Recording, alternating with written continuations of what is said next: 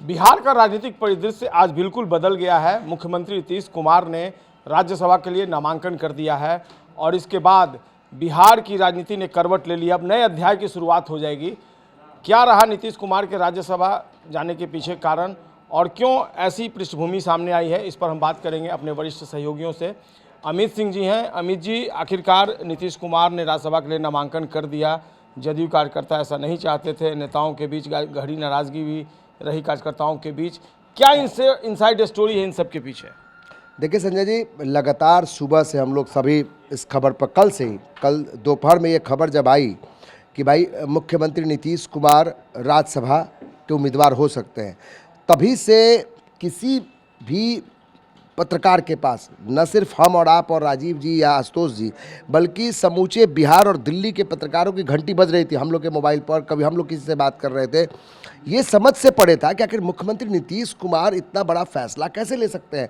बिहार की राजनीति में जो आदमी 25 साल से डंके की चोट पर खूंटा गाड़कर बिहार की सियासत में वो उनकी सत्ता भी चला रहे हैं, वो आखिर इतना बड़ा फैसला कैसे ले सकते हैं? क्योंकि भाई नीतीश कुमार अगर केंद्र की राजनीति में जाते हैं संजय जी, तो फिर बिहार की बागडोर कौन संभालेगा? तो ये खबर कल कंफर्म नहीं हो पा रही थी। ये चीज़ें थी कि भाई नीतीश कुमार जा सकते हैं, लेकिन देर शाम जैसे ऐसे रात होती गई, मतलब 10 बजे के बाद ये खबर आने लगी कि नीतीश कुमार ने दस्तखत कर दिए हैं। अब सवाल है कि दस्तखत नीतीश कुमार ने जो किए उसके पहले क्या कुछ हुआ, तो ये जानकारी केवल कशिश न्यूज़ अपने डिजिटल प्लेटफॉर्म पर ये दे रहा है, क्योंकि टेलीविज़न पे बहुत समय नहीं था कि इस पर हम लोग जिक्र करें। अभी आशुतोष जी से हम बात कर रहे थे कि भाई आखिर नीतीश कुमार ने फैसला लिया तो उसके पीछे सीएम आवास में हुआ क्या। तो जो हमारे सोर्सेज हैं वो बता रहे थे कि नीतीश कुमार जब अंदर बैठे थे, कि देखिए सुबह 10 बजे से पहले सबसे पहले पहुंचते हैं वहाँ पर संजय झा। आज की बात या कल की बात? ये कल की बात हम कर रहे हैं। संजय झा कल पहुँचते हैं, उसके बाद पहुंचते हैं पीछे से विजेंद्र यादव, तब फिर पहुंचते हैं विजय चौधरी। पूरी बातचीत होती है, बात होते होते तो 3 बज जाती है, तब तक ये टीवी पर फ्लैश होना शुरू हो जाता है। शाम में करीबन 6 बजे के आसपास नीतीश कुमार के जो बेटे हैं निशांत, उनकी एंट्री होती है सीएम आवास में। उसके बाद मुख्यमंत्री नीतीश कुमार की बहन आती हैं वहाँ पर। अब बहन भी एंट्री होती है, चूंकि होली का भी समय था, सब लोग वहाँ शुभकामनाएं देने आ रहे थे। लेकिन जब संजय गांधी जी भी आ गए थे, उनका इंटरव्यू भी हम लोगों ने चलाया। लेकिन इस सब के बावजूद भी जो एक बहुत बड़ी जानकारी है कि निशांत ने दोनों हाथ जोड़कर, बहुत भावुक थे, जो हमारे सोर्सेज जो बता रहे थे, जो सीएम आवास में किसी भी तरीके से आते जाते रहते हैं, उन्हें बात है बहुत वो भावुक थे और वो बोल रहे थे कि ये एक बड़ा ही अजीब कदम आप उठा रहे हैं। क्योंकि देखिए मुख्यमंत्री नीतीश कुमार अगर सीएम आवास या मुख्यमंत्री के एथी से बाहर हो जाते हैं और केंद्र की राजनीति में जाते हैं, तो न सिर्फ जेडीयू को नुकसान बल्कि पूरे परिवार को भी एक बड़ा झटका था। तो निशांत, ये बड़ी जानकारी हम दे रहे हैं कि निशांत जो है उन्होंने नीतीश कुमार को समझाया। अशोक चौधरी की भी एंट्री होती है उसी समय। अशोक चौधरी बहुत भावुक होते हैं और उससे भी बड़ी बात हम आपको जानकारी दे रहे हैं कि विजेंद्र यादव बहुत नाराज होकर, मैंने खुद उनको फ़ोन किया, उनका एक ही बात, आप लोग समझिए, बहुत झुंझला कर उन्होंने कहा कि आप लोग समझिए, नीतीश जी समझेंगे। विजेंद्र यादव ने 2 शब्द नीतीश जी को कहा कि आप जो ये कदम उठा रहे हैं, जो फैसला ले रहे हैं, ये ना जेडीयू के हित में है, ना आपके हित में है, ना हम लोग के हित में है। ये एक बहुत अंदर की जानकारी हम दे रहे हैं। तो यानी सारी जो पटकथा पहले लिखी गई थी, जब सीएम आवास में जो नाटकीय ढंग से पूरा सब कुछ चला, उसमें बड़ी जानकारी यही है, कशिश न्यूज़ के दर्शकों को हम बताना चाहते हैं कि निशांत बहुत भावुक थे, पूरा परिवार, उनकी बहन मुख्यमंत्री नीतीश कुमार के, और नीतीश कुमार केवल उन लोगों को सुन रहे थे। उस समय ये कोई फैसला वो क्या करने वाले थे, क्या कर सकते थे, वो कुछ नहीं बोल रहे थे, केवल वो सुन रहे थे कि उनका बेटा क्या कह रहा है। नीतीश कुमार भी भावुक थे और ये बातें जो है वो बाहर भी ये खबरें आई। जब बाहर में उनके जो चाहने वाले थे, उन्होंने ये बात कही कि भाई इतना समझाने के बाद भी नीतीश कुमार मान नहीं रहे हैं, तो कोई ना कोई ऐसा लोग जो है जो नीतीश कुमार को प्रवोक किया है, उन्होंने ये दस्तखत जो करवाए हैं, इसमें बड़ी भूमिका निभाई है। और इसके लिए संजय झा और ललन सिंह जी का भी नाम लोगों ने आज पब्लिक प्लेटफॉर्म पे भी बिल्कुल, लिया, आज इस तो बात को नाराजगी लिया। भी दिख रही थी। लेकिन विजेंद्र यादव का जो बयान था, विजय चौधरी का आपने बाइट उस समय भेजा था रात में, विजय चौधरी ने ही वहां स्पष्ट कर दिया था कि सब कुछ हो गया है, जो होना था वो सब चीज हो चुका है, बस ऑफिशियल अनाउंसमेंट होना बाकी है। तो ये साफ तौर पे है कि विजेंद्र यादव ने बहुत समझाने की कोशिश की नीतीश कुमार को, अशोक चौधरी बहुत मिन्नतें करते रहे, बावजूद इसके मुख्यमंत्री नीतीश कुमार ने दस्तखत किए। अब सवाल यह है कि उन्होंने दस्तखत किए तो उसके बाद जिस तरीके से जो तस्वीरें सामने आई हैं, आपने जेडीयू दफ्तर की तस्वीरें भेजी, हम सीएम आवास पर थे, बीजेपी दफ्तर पे राजीव जी थे, तो सारे हंगामा जो था, जो लोगों की भावनाएं जुड़ी हुई थी नीतीश कुमार से, वो बहुत ज़्यादा बवाल मचा, और अभी भी बवाल मचने की संभावना है। कई प्रवक्ता बोल रहा है कि हम अपने घर से जो है वो बाहर निकल गए हैं, कि कभी कुछ हो सकता है। तो संजय जी, कुल मिलाकर ये कह सकते हैं कि नीतीश कुमार ने जो ये बड़ा कदम उठाया है, इसके पीछे जो भी हो, कौन फोर्सेस काम कर रही है, या नीतीश कुमार इतने नासमझ भी नहीं है, चाणक्य नीति उनके लिए जाना जाता है कि नीतीश कुमार ऐसा बड़ा कोई राजनीतिज्ञ नहीं है बिहार और फिर पूरे समूचे पूरे भारत में। अगर ये कदम उठाया गया है तो ये इसका नुकसान और फ़ायदा कितना होगा वो जेडीयू और जो विश्लेषक हो बताएंगे। लेकिन ये ज़रूर है कि नीतीश कुमार को समझाने बुझाने की बहुत कोशिश की गई, न सिर्फ राजनीतिक तौर पर संजय जी, बल्कि उनके परिवार के सदस्य, उनके बेटे, उनकी बहन ने भी समझाने की कोशिश की, जो जानकारी हम आपको दे रहे हैं। तो बिल्कुल आशुतोष जी से हम बात कर लेते हैं। एक सवाल उभर कर सामने आता है कि क्या नीतीश कुमार ने यह फैसला अपने दम पर लिया या वो प्रेशर पॉलिटिक्स में आ गए? आशुतोष जी, क्या लगता है? एक जवाब इस पर आप पहले दे दीजिए। नहीं, बिल्कुल सवाल बड़ा कठिन है, चूँकि पब्लिक डोमेन में कुछ भी नहीं है और अंदर खाने से जो खबरें आ रही है उसी पर हम लोग चर्चा कर रहे हैं। तो जेडीयू कार्यकर्ताओं की माने तो बिल्कुल उनको फोर्स किया गया, उन पर दबाव बनाया गया कि आप बिहार छोड़ करके दिल्ली की राजनीति करें। लेकिन बीजेपी के सोर्सेस की माने या बीजेपी के लोगों की बात माने तो नीतीश कुमार ने खुद ये डिसीजन लिया है और उन्हीं का डिसीजन मान्य भी होता है और उसके लिए मानने को बाध्य भी होते हैं वो लोग। जेडीयू के भी जो भी सीनियर लीडर हैं उनकी तरफ से भी बहुत कुछ ज़्यादा नहीं कहा जा रहा, लेकिन जितना कहा जा रहा है उसका सार यही है कि नीतीश कुमार पार्टी के सर्वे सर्वा हैं, पार्टी उन्हीं के द्वारा सृजित की गई है। तो जो भी डिसीजन है वो नीतीश कुमार को लेना है और नीतीश कुमार पर कोई फोर्स नहीं कर सकता है। ऐसा वो कहते हैं कि नीतीश कुमार के पास बातें जरूर आई है कि राज्यसभा जाने की बात आई है, लेकिन डिसीजन उन्हीं का होगा। अगर वो चाह लें या बोल दें कि मुझे नहीं जाना है तो दुनिया की कोई ताकत नहीं है जो उनको ज़बरदस्ती राज्यसभा भेज दे। तो ये मतलब जो अंदर खाने जो बातें सामने आ रही है या फिर कैमरे पर जो बयान सामने आ रहा है उस मुताबिक हम लोग बयान कर रहे हैं। एक मुझे लगता है जब हम लोग डिस्कशन कर रहे थे तो कोई सीमांचल का जिक्र आ रहा था, राजीव जी शायद जिक्र कर रहे थे, वो क्या कनेक्शन है मुझे लगता है वो इंटरेस्टिंग है इनसाइड स्टोरी के लिए। राजीव जी, सीमांचल की क्या बात आप कर रहे हैं? हमने सीमांचल की बात की थी कि अमित शाह जी जो 3 दिन के दौरे पर आए थे, सीमांचल में सुरक्षा व्यवस्था, घुसपैठिया, इन सब चीज़ों को लेकर वो बैठक करने वाले थे। लेकिन इसके पीछे एक पटकथा है, चुनाव से पहले से पटकथा है। चुनाव में ही इससे पहले ही तय हुआ था कि नीतीश कुमार सीएम बनेंगे, लेकिन कुछ समय के बाद उनको छोड़ना होगा या फिर उनको निर्णय लेना होगा कि क्या करना है। नीतीश कुमार कभी कमज़ोर नहीं हो सकते हैं, आप देख लीजिए उठा करके, कभी भी निर्णय लेने में वो पीछे नहीं रहे। जो निर्णय लेते हैं आज भी लेते हैं, डंके की चोट पर लेते हैं। किस तरह से सारे नेता उनके इर्द गिर्द रहने वाले लोग अभी भी कह रहे हैं कि नीतीश कुमार जो फैसला लेंगे वही लेंगे, हम लोग कुछ नहीं कह सकते हैं। क्यों कह रहे हैं आखिर? बिल्कुल, लेकिन एक बात है, बिहार में जब शराबबंदी कानून लागू हुआ था तो महिलाओं की इच्छा थी कि बिहार में शराबबंदी कानून लागू हो और तब नीतीश कुमार ने यह फैसला लिया था। तो क्या ये व्यक्तिगत फैसला था इसलिए नीतीश कुमार ने स्वयं से फैसला ले लिया, वो कार्यकर्ताओं के बीच नहीं गए, उनको कॉन्फिडेंस में नहीं लिया? अमित जी, देखिए संजय जी, एक चीज़ और हम जोड़ना चाहते हैं कि बहुत हम लोग चर्चा कर रहे हैं कि भाई नीतीश कुमार ने ये फैसला आनन फानन में ले लिया या फिर कोई प्रेशर था, जो भी हो। लेकिन एक चीज़ आप ये क्यों नहीं देख रहे हैं कि नीतीश कुमार के आशुतोष जी ने कल बातचीत में, जब हम लाइव पर थे, फ़ोनों से जुड़े हुए थे, उन्होंने एक बात कहा कि ये पटकथा 3 महीना पहले लिखी गई थी। चुनाव के दरमियान भी हम लोग कवरेज में ये बोल रहे थे कि भाई नीतीश कुमार, विपक्ष भी लगातार गोलबंदी कर रहा था कि भाई नीतीश कुमार को किसी समय महाराष्ट्र फार्मूला पे इनको अपदस्थ करके आ सकते हैं। बीजेपी के नेताओं का बयान भी सामने आ रहा था। लेकिन एक चीज़ ये क्यों नहीं हम लोग सोच रहे हैं कि नीतीश कुमार का ये बहुत सेफ एग्जिट भी हो सकता है। बीजेपी ने एक मौका दिया कि आप, मतलब अगर प्रेशर बनाया जाता, और नीतीश कुमार पर यह दबाव होता कि आप इस्तीफा दीजिए पहले और तब हम बीजेपी का मुख्यमंत्री होता तो और ज़्यादा फजीयत होती। तो यहाँ पर एक तरह से बीजेपी ने टॉस किया है, अगर ये आरोप है तो ये टॉस किया गया है कि भाई एक राज्यसभा सांसद बन जाइए आप, और इधर से आपको नहीं, ये भी तो हो सकता है कि जो कमिटमेंट नीतीश कुमार ने किया होगा भाजपा के नेताओं के साथ चुनाव से पहले, जो पटकथा की बात हो रही है, तो उस कमिटमेंट को पूरा करने के लिए नीतीश कुमार ने निर्णय लिया है। कोई और निर्णय लेने के लायक नहीं है, ले ही नहीं सकता। आप याद करिए ना, आप याद करिए कि ये विधायक थे सोनबरसा से रत्नेश सदा, उनका टिकट काट दिया गया और अकस्मात स्टैंड ले लिया उस समय नीतीश कुमार ने कि नहीं, रत्नेश सदा को टिकट दिया जाए, और वो नाम किसी और का अनाउंस हो गया था। आप देख लीजिए, तो नीतीश कुमार को आप इतना कमजोर कैसे समझ रहे हैं? ये फैसला नीतीश कुमार का है। कमजोर नहीं समझ रहे हैं आशुतोष जी, लेकिन विजय चौधरी के बयान को देखिए। वो कह रहे हैं कि जो फैसला लिया नीतीश कुमार ने खुद से लिया, ये उनका फैसला है। इतनी आसानी से इस बयान को कोई पचा पाएगा? उनको आखिर ये कहने की जरूरत क्यों आन पड़ी कि उनके स्वयं का ये फैसला है? देखिए, जिस समय विजय चौधरी का ये बयान सामने आया था, उस समय सूत्रों के हवाले से ये खबर चल रही थी कि नीतीश कुमार भी राज्यसभा जा सकते हैं, ऐसी चर्चा चल रही है।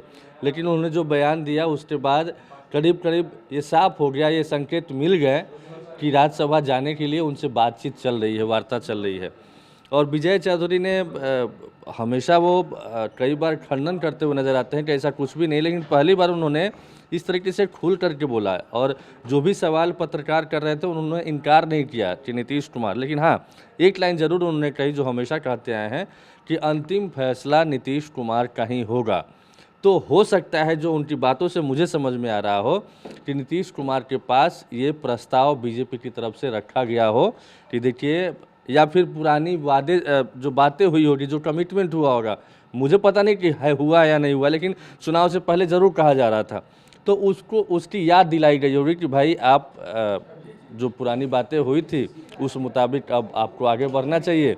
और ये मौका माकूल है, माकूल इसलिए चूँकि निशांत के भी एंट्री करने की बात है और तब आप बिहार से एग्जिट हो रहे हैं, तो परिस्थितियां अनुकूल है, तो इस मौके पर आप ये डिसीजन ले सकते हैं। तो हो सकता है कि इस दौरान कन्विंस करने में वक्त लगा हो और 3-4 दिन पहले से कन्विंस किया जा रहा हो और अंतिम वक्त में कन्विंस हो गए हो नीतीश कुमार, तब उन्होंने ये डिसीजन लिया राज्यसभा जाने का। इसमें हम नाम नहीं लेंगे, एक केंद्रीय मंत्री पर ये चीज़ें आ रही हैं कि एक केंद्रीय मंत्री जो है उनको एक जिम्मेदारी दी गई थी कि आप नीतीश कुमार को बहुत बढ़िया से समझते हैं, तो आप इस चीज़ के लिए आप तैयार कीजिए। और संजय झा जी का नाम भी आ रहा था कि भाई वो बहुत करीबी नीतीश कुमार के रहे, तो उन पर भी एक बात था कि भाई नीतीश कुमार अगर कोई कमिटमेंट, देखिए नीतीश कुमार को कोई समझा बुझा नहीं सकता है। राजीव जी बहुत सही बोल रहे हैं, हम लोगों ने दो ढाई दशक से जो हम लोग पत्रकारिता कर रहे हैं, नीतीश कुमार जो कोई फैसला लेते हैं तो बायस को दाएं वाला को नहीं पता चलता है। कल एक बड़े पत्रकार से मेरी बातचीत हो रही जो नीतीश कुमार के बहुत करीबियों में से एक है, उन्होंने कहा कि भाई अंत तक क्या होगा ये कोई नहीं जानता है, दस्तखत लिखा हुआ दस्तखत बदल सकता है, लेकिन नीतीश कुमार ने अगर फैसला ले लिया है तो फिर वो पीछे भी नहीं हटने वाले हैं।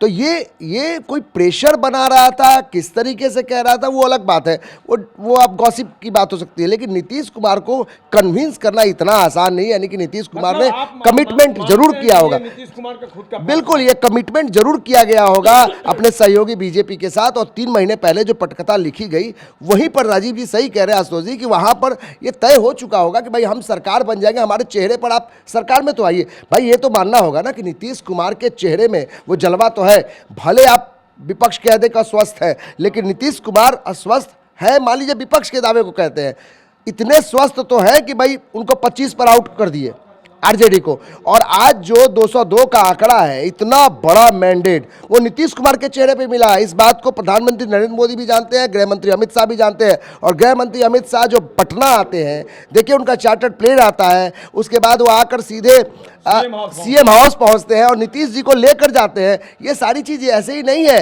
ये बताने की कोशिश भी है कि हमारी बॉन्डिंग है और नीतीश कुमार को कन्विंस किया गया है। एक चीज़ संजय जी हम यहाँ कहना चाहेंगे कि जैसे प्रेशर की बात आ रही है और दूसरा प्रस्ताव की बात आ रही है, दोनों में अंतर है। क्या प्रेशर के बाद प्रस्ताव आया है या प्रस्ताव के बाद प्रेशर आया है? दोनों अपने आप में अलग अलग बातें हैं। तो हो सकता है कि ऐसा प्रस्ताव आया हो और उस प्रस्ताव को समझने बूझने के लिए, डिसीजन लेने के लिए नीतीश कुमार ने वक्त लिया हो और बाकी लोग बता रहे होंगे नफ़ा नुकसान की, आखिर आपको जाना क्यों ज़रूरी है दिल्ली, यहाँ निशांत कुमार की एंट्री के लिए आपका एग्जिट करना ज़रूरी है या नहीं है, परिवारवाद, वंशबोध। तो हाँ, तो हो सकता है कि ये सब कुछ भी नीतीश कुमार की स्ट्रेटजी का भी एक पार्ट हो, ये भी पॉसिबिलिटी है और इससे आप इनकार नहीं कर सकते हैं। रही बात जो एग्रेशन जेडीयू के कार्यकर्ताओं में दिख रहा है वो लाजमी है और उनका कहना भी लाजमी है कि जनादेश नीतीश कुमार के नाम पर मिला था और 25 से 30 नीतीश कुमार की बात थी, तो फिर बीच में और वो भी इतनी जल्दी ऐसा क्या हो गया कि फिर ये सारी चीज़ें लिखी गई है। संजय जी, एक प्रेशर हम जोड़ना चाहते हैं, एक प्रेशर और था नीतीश कुमार पर कि भाई ये खबरें आ रही थी पूरे बिहार में, समूचे देश भर में, कि नीतीश कुमार की जो सरकार है वो नीतीश जी नहीं चला रहे हैं बल्कि जो ऑफिसर्स है, अधिकारी है, वो चला रहे हैं। तो ये जो एक परसेप्शन बनता जा रहा था, इस परसेप्शन से भी अलग एक सोचना था कि भाई नीतीश कुमार इतने मजबूत, इतने माने काबिल आदमी, उन पर भी एक सवाल प्रश्न लग रहा था। सहयोगी पार्टी भी कह रही थी कि भाई अधिकार, विपक्ष में भी लोग कह रहे थे कि भाई क्यों अधिकारियों का इतना रोल बढ़ रहा है, तो ये भी एक कारण हो सकता है। तो कई चीज़ें जोड़कर देखा जाए तो नीतीश कुमार को ये संजय जी मैं बताना चाहूँगा कि देखिए ये तो सीरीज का कह सकते हैं कि पार्ट 1 अभी तक थोड़ा सा अल्प विराम लगा है, अभी ऑनगोइंग है और सेकेंड पार्ट भी आने ही वाला है।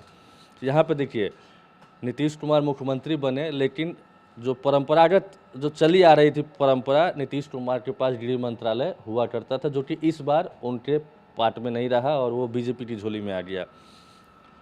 अब जब नई सरकार का गठन होना है और कहा जा रहा है, जैसे चर्चा चल रही है कि बीजेपी का सीएम हो सकता है और जेडीयू कोटे से 2 डिप्टी सीएम हो सकता है, तो हो सकता है कि ये भी एक स्ट्रेटेजी का पार्ट हो कि गृह मंत्रालय जेडीयू गृह मंत्रालय आया था भाजपा के पास, लेकिन बड़े जो निर्णय होते थे पुलिस विभाग में, कमांड जो नीतीश कुमार के पास था। सर ये आप इस बात को मत भूलिए कि सम्राट चौधरी से मेरी पर्सनल भी बात होती थी।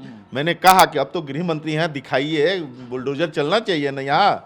मैं बैठा था विधानसभा में उनके चैम्बर में, तो देखिए कि वो बोले कि राजीव जी बहुत सारी चीज़ें करने से पहले सोचना पड़ता है, विभाग तो मिला है मुझे और मैं करना भी चाहता हूँ और करूँगा भी, लेकिन समय आने दीजिए ना। तो समय आने दीजिए का मतलब क्या है, चूँकि कहीं ना कहीं कमांड कहीं और है, चूँकि बार बार सम्राट चौधरी अधिकारियों को अपने आवास पे बुलाते थे, लेकिन अंतिम फैसला सीएम आवास से होता था। चलती थी नीतीश कुमार की। हम वाइंड अप करेंगे, लेकिन एक आखिरी सवाल हम अपने सभी सहयोगियों से लेना चाहेंगे, उसका जवाब। नीतीश कुमार ने निश्चित तौर पर निसंदेह बहुत बड़ा सेक्रीफाइस किया है, इसकी कीमत जदयू कैसे वसूलेगा? देखिए जदयू कैसे वसूलेगा, जदयू इस रूप में वसूलेगा कि निशांत कुमार आएंगे और अब चूंकि उनको भी लग रहा है कि नीतीश कुमार जी को जो आरोप लग रहे हैं, जो उनका मनोदशा है कह सकते हैं, या फिर जो उनकी सोच है, उस स्थिति में निशांत की एंट्री उनके लिए सेफ जोन है। जदयू में निशांत की एंट्री जिस दिन हो जाएगी, जदयू सेफ हो जाएगा। चूंकि जदयू में भी सब कुछ ठीक नहीं है साहब, कई खेमे में बटा हुआ है और खेमा कभी भी अपना रूप ले सकती है, लेकिन निशांत की एंट्री इसीलिए हो रही है कि वो खेमा, दोनों खेमा, चारों जो खेमा हो वो निशांत पे आकर के कॉन्सेंट्रेट हो जाए। आशुतोष जी, बहुत बड़ा चैलेंज होगा जेडीयू को इंटैक्ट करके रखना। क्या निशांत में इतना मादा है कि वो जेडीयू को इंटैक्ट कर पाएंगे, या फिर जेडीयू अगर निशांत को प्रोजेक्ट करती है डिप्टी सीएम के तौर पे, या जो समीकरण बैठता है, तो क्या जेडीयू में जो वर्कर्स में तल्ख नाराजगी है वो शांत हो जाएगी? मुझे लगता है कि इसी कवायद के चलते दोनों मतलब जो मुहूर्त है ना, ये रखा गया है कि नीतीश कुमार एग्जिट हो रहे हैं और निशांत की एंट्री है। रही बात, निशांत सौम्य है, शालीन है और नीतीश कुमार के पुत्र हैं, सबसे बड़ा आइडेंटिटी उनकी यही है, तो पार्टी में उनका एक्सेप्टेंस तो आसानी से हो जाएगा, इससे इनकार नहीं किया सकता है। हाँ, आम लोगों में एक्सेप्टेंस कितना आएगा ये देखने वाली बात होगी, क्योंकि नीतीश कुमार ने जो किया है, बेशक उनके पुत्र हों, वो करना आसान काम नहीं है, तो फिर निशांत को इसके लिए ग्राउंड लेवल पर भी काम करना होगा और जेडीयू में पहले से ही बड़े बड़े दिग्गज मौजूद हैं, तो ये बैलेंस करके भी चलना है कि निशांत ने तय किया है कि हम जिला जिला जा करके, जदयू के बयान आया था और ये तय हुआ है कि निशांत कुमार जब भी एंट्री करेंगे उसके साथ ही वो जिला जा कर के अपने पिता के कार्यों के द्वारा किए गए कार्यों को कहेंगे और क्या फीडबैक लेंगे उसको लेके इम्प्लीमेंटेशन कराने के लिए जदयू में इसके लिए वो तैयारी कर लिया है। ये सबसे बड़ी बात है। चलिए, जो राजनीति के दांवपेच होते हैं, क्या निशांत उसमें निपुण है और जो जेडीयू का सांचा है उसमें सांचे में वो फिट बैठेंगे? देखिए, उसमें एक चीज़ हम छूट गया था, हम बोल नहीं पाए कि निशांत जब कल भावुक थे तो उन्होंने नीतीश कुमार को, अपने पिता को ये भी कहा कि हमको कोई पद नहीं चाहिए। जो खबरें चल रही है कि हम डिप्टी सीएम बनेंगे या फिर हमको कोई बड़ा पद दे दिए, हमको राज्यसभा भेजिए, आप मत जाइए राज्यसभा, आप बिहार की बागडोर संभाले रहिए। आप जैसे कहेंगे पूरे बिहार का दौरा करेंगे, जिस बात को लेकर संजय गांधी ने बाहर आके कहा। तो ये बात तय है कि भाई निशांत कुमार को आज नहीं है, पिछले 1 साल से घुमाया जा रहा है, 1 साल से एक्टिव हो रहा है, बयान दे रहे हैं।